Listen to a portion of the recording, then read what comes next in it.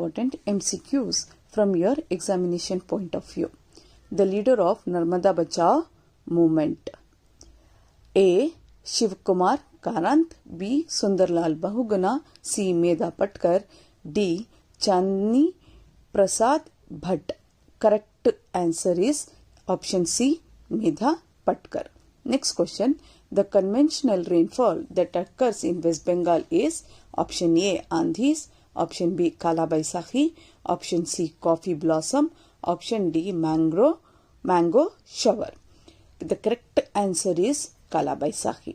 Next question is the main reason to build Nhava Sheva port is option A, to export tea in large quantity, option B, to start naval base in